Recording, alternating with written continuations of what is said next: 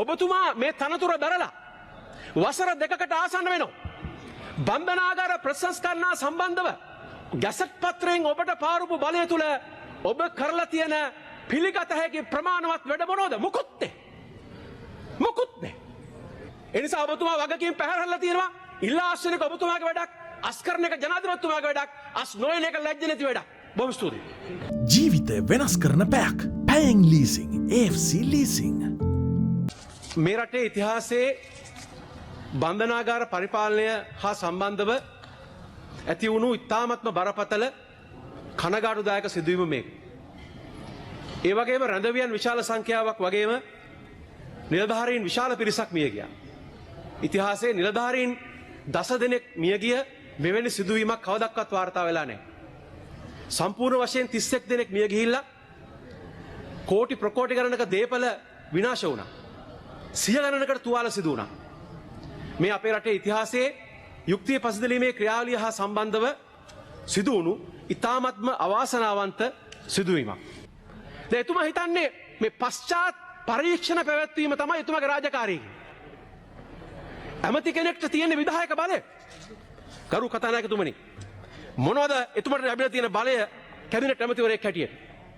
2024 11 වෙනි මාසේ 25 වෙනිදා ශ්‍රී ලංකා ප්‍රජාතාන්ත්‍රික සමාජවාදී ජනරජයේ අතිවිශේෂ ගැසට් නිවේදනය මගින් අභිකරණ හා ජාතික ඒකාබද්ධතා අමාත්‍ය හර්ෂ නානායකර මැතිතුමාට බලය පවරන. ගරු ජනාධිපතිතුමා සතු විධායක බලය පවරන.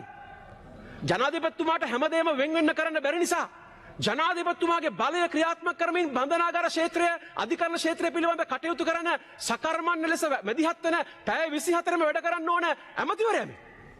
මොනවද උට කියන්නේ? ඔහුට පවරලා දීලා තියෙනවා බන්ධනාගාර ප්‍රතිසංස්කරණයට අදාළ ප්‍රතිපත්ති හා සැලසුම් වැඩසටහන් සකස් කිරීම හා ක්‍රියාත්මක කිරීම. බන්ධනාගාර පරිපාලනය හා ප්‍රතිසංස්කරණය.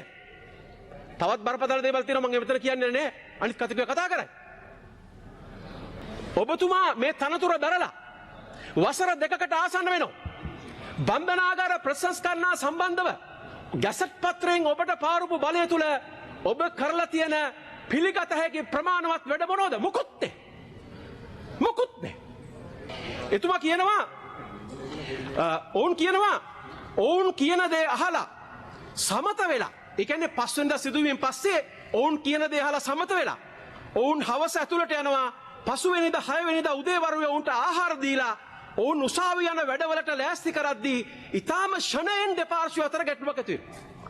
ඒ කියන්නේ මේ රැස් එකලලා කියලා. මොකද ඊයේ පොලිසිය කියන්නේ මහේස්ත්‍රාත් අධිකරණයට 5 වෙනිදා රාත්‍රියේ 2400ක් මේ සිරකරුවෝ නිදැල්ලේ හිටියේ.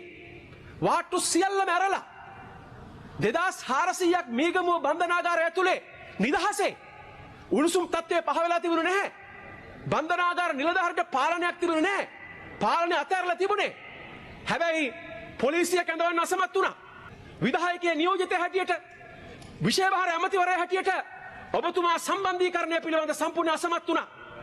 පොලිසිය බාර විජේපාල ඇමතුමා සමග සම්බන්ධීකරණය කරලා පොලිසිය කැඳව ගන්න අසමත් වුණා. මේ ඇමතිවරයා තමන්ට ගැසට් පත්‍රයේ ලැබිලා තියෙන බලය ගැන අවබෝධයක් නැති කෙනෙක්. මේ ඇමතිවරයා තමන් මේ සකර්මන් ලෙස කටයුතු කළ යුතු බව දන්නේ නැති කෙනෙක්. මේ ඇමතිවරයා 5 වෙනිදා සිදුවීම ඉඳලා පහවදා උදේ වෙනකන් ශාරීරිකව සහ මානසිකව නිද්‍රාශීලීව හිටපු කෙනෙක්, නිදාගෙන හිටපු කෙනෙක්. මිනිස්සු මැරෙනකන් සිය ගණනක් තුවාල වෙනකන් තමන් ඇමති කියලා හිතන්නේ නැති වැඩ කරපු කෙනෙක්. මේ ඇමතිවරයා දිගු කාලීන ප්‍රතිපත්ති වෙනස්කම් කළෙත් නැහැ.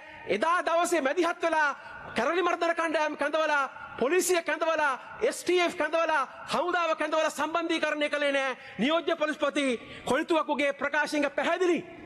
ඒ නිසා ඔබතුමා වගකීම් පැහැරලා තියෙනවා. ඉල්ලා ආශ්‍රන එක ඔබතුමාගේ වැඩක්, අස්කරණ එක ජනාධිපතිතුමාගේ වැඩක්, අස් නොයන එක ලැජ්ජ නැති වැඩක්.